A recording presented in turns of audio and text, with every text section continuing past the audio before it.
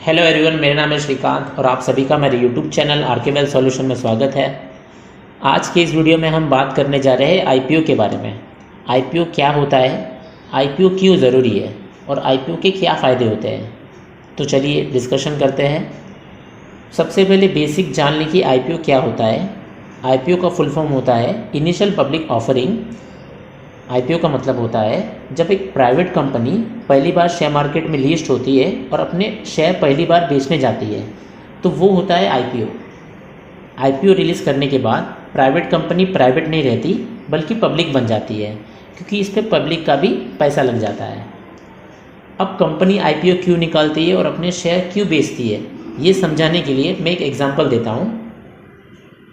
For example, मान लीजिए मेरी एक कंपनी है 100 करोड़ रुपए की, उसकी टोटल वैल्यूएशन 100 करोड़ रुपीस है। अब मैं अपनी कंपनी को इंटरनेशनल करना चाहता हूँ, तो उसके लिए मुझे 50 करोड़ रुपए की ज़रूरत पड़ेगी। अब 50 करोड़ रुपए के लिए या तो मैं बैंक से लोन लूँ, अगर लोन लूँगा तो इंटरेस्ट भी देना पड़ेगा और वो पैसे भी देने पड़ेंगे, तो उसमें मेरा तो सब कुछ चला जाएगा, कंपनी को प्रॉफिट ना के बराबर होगा। तो इससे अच्छा मैं अपनी कंपनी को शेयर मार्केट में लिस्ट करवा लूँ और उसके बाद मैं अपनी कंपनी का आईपीओ रिलीज़ करूँ, जिसके बाद लोग मेरी कंपनी का शेयर खरीदेंगे और वो पैसा डायरेक्टली मेरे पास आ जाएगा, जिससे मैं बिज़नेस कर सकता हूँ। लेकिन इसमें तो मेरी कंपनी का फ़ायदा होगा, क्योंकि आप लोग पैसे देंगे डायरेक्टली, वो मेरे पास आ जाएंगे। लेकिन आप लोगों का क्या फ़ायदा होगा अगर आप आईपीओ के शेयर लेते हैं तो सबसे पहले फ़ायदा होता है जब भी कोई कंपनी शेयर मार्केट में लिस्ट होती है और अपना आईपीओ रिलीज़ करती है, तो जनरली सबसे कम प्राइस में आपको उसी वक्त शेयर मिलता है और वो कुछ ही टाइम के बाद वो शेयर 2 से 3 गुना हो जाता है। दूसरा फ़ायदा होता है जब भी कंपनी आईपीओ रिलीज़ करती है, तब या तो कंपनी एक्सपांड करने का सोच रही होती है या फिर अपना लोन पे करने की सोच रही होती है। तो एक तरीके से कंपनी आगे बढ़ने जा रही होती है, तो उसके प्राइस बढ़ने के और उस कंपनी के ग्रो होने के ज़्यादा चांसेस होते हैं। तो इन शॉर्ट रिस्क कम होता है कि आपका पैसा डूबेगा और बहुत चांसेस होता है कि आपका पैसा बहुत ज़्यादा बनेगा। तीसरा फ़ायदा होता है कि प्राइस ट्रांसपेरेंसी होती है, यानी कि उस शेयर की जो प्राइस होगी वो आपके ऑर्डर डॉक्यूमेंट में लिखी हुई होगी।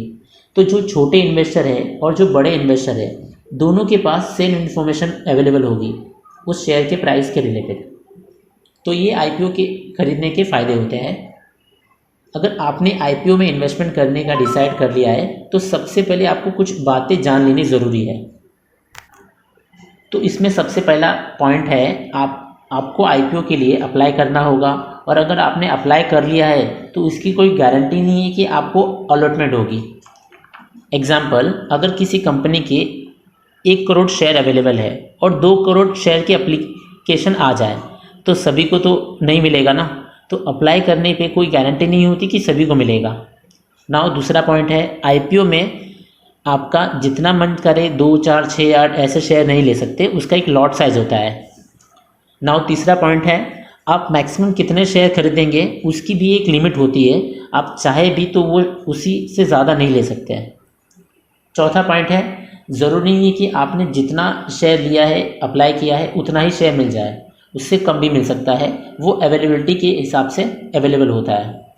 तो दोस्तों, ये था हमारा वीडियो आईपीओ के रिलेटेड। वीडियो पसंद आए तो लाइक और सब्सक्राइब ज़रूर करना। Thank you.